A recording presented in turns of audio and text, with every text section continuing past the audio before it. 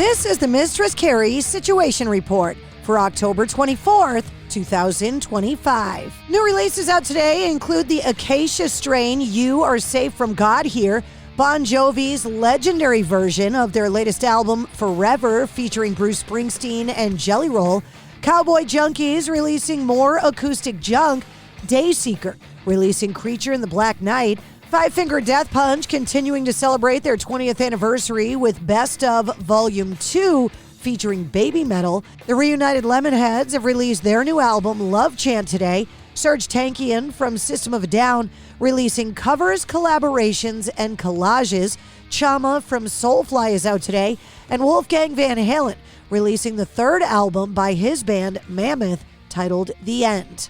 The Foo Fighters released a new single called Asking for a Friend yesterday, and they also announced North American shows for 2026, some including Queens of the Stone Age, others including Mannequin Pussy. Tickets for all of the dates go on sale next Friday, October 31st at 10 a.m. local time. The run of stadium shows begins in Toronto on August 4th, hitting Detroit, Chicago, Cleveland, Philly, Nashville, Washington, D.C., Fargo, Regina, Edmonton, Vancouver, and ending at Allegiant Stadium in Las Vegas on September 26th. And Iron Maiden have announced their 2026 North American headlining tour, featuring dates with Megadeth and Anthrax. The Run for Your Lives tour goes on sale next Friday, October 31st, starting at noon. That includes a stop in Boston, Massachusetts on September 9th at the TD Garden. On Wednesday night, the Birmingham Royal Ballet's Black Sabbath, the Ballet,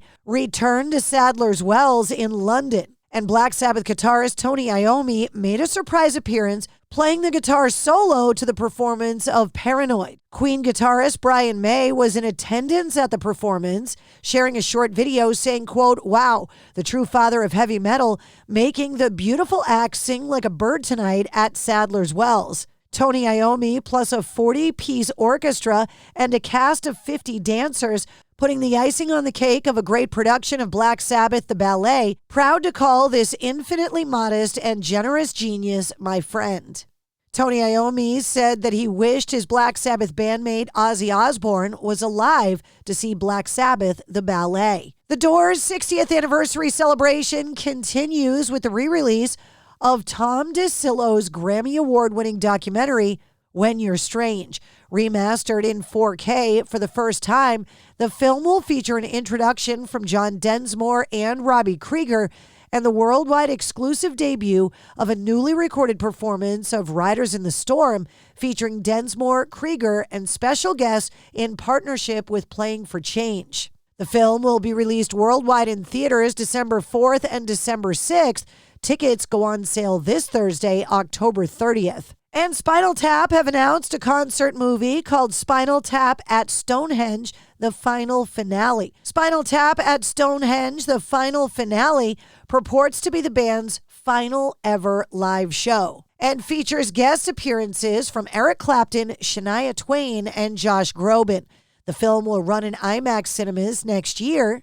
Ken Sanderson, CEO of filmmakers Bleecker Street, said, "I'm told this is it. They're really serious this time. While this is ostensibly the end, how fitting is it this actual probable send-off is shot historically at Stonehenge, the mysterious landmark that we know must have been erected thousands of years ago purely to serve as the setting for the last act of Spinal Tap." The film was reportedly shot at Stonehenge in August and arrives in the wake of Spinal Tap 2, The End Continues, the sequel to the much-loved original movie, which was released last month. No screen date for Spinal Tap at Stonehenge, the Final Finale, has been confirmed. A private memorial service for original Kiss lead guitarist Ace Frehley was held on Tuesday in Yonkers, New York, attended by fellow Kiss members Gene Simmons, Paul Stanley, and Peter Criss.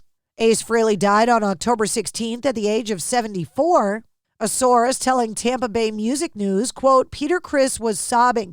He and Ace were best friends. While Gene and Paul were business guys, Ace and Peter were the rock and roll party boys. They were Kiss's version of Aerosmith's Toxic Twins." Frehley's family said, "We are completely devastated and heartbroken." Taylor Swift is among the nominees for the Songwriters Hall of Fame class of 2026.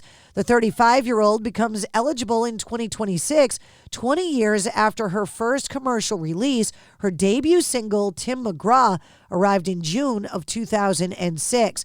If selected, Swift would be the second youngest inductee in the Hall's history, behind only Stevie Wonder, who was enshrined in 1983 at the age of 32.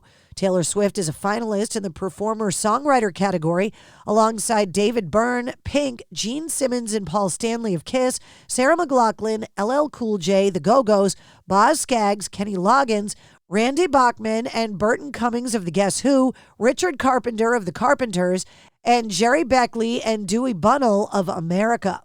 Guns N' Roses have taken to social media to ensure fans that Axl Rose was not upset with new drummer Isaac Carpenter during a mini meltdown recently at the band's show in Buenos Aires, Argentina. The band sang during the opening song at our Buenos Aires concert. Axl's in-ear monitor only had percussion in his ears versus the entire mix.